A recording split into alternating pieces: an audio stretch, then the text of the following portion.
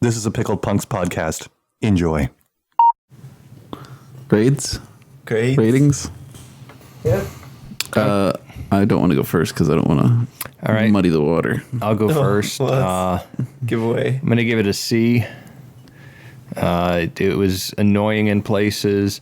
It did throw up some nice thought-provoking elements with the potential of having other people running around.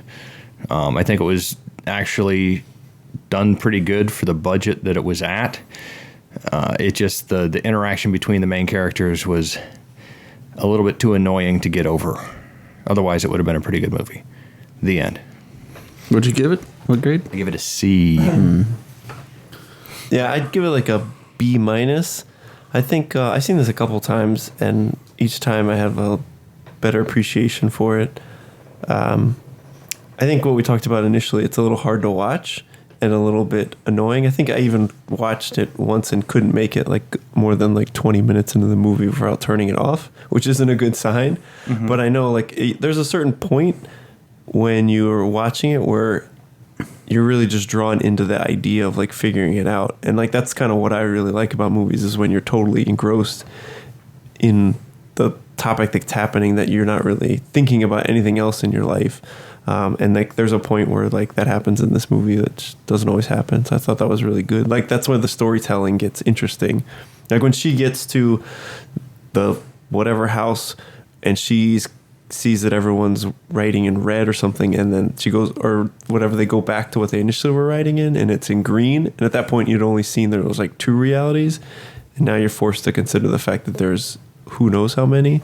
Like that's where it starts getting really good, I thought, because then it's just like more just like holy shit, this is interesting. So I give it like a B minus. I mean, if the beginning part wasn't so weird, it might be higher. Okay.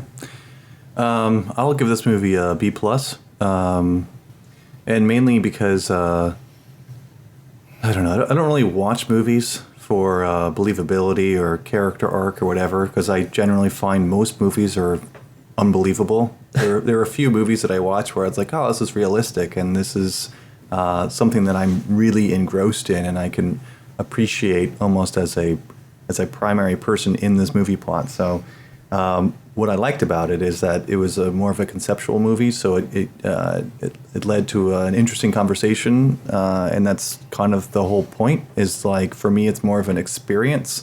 Like, tell me something I don't already know, or tell me something I haven't already experienced, or provide me with a new and interesting concept for 2 hours. Great.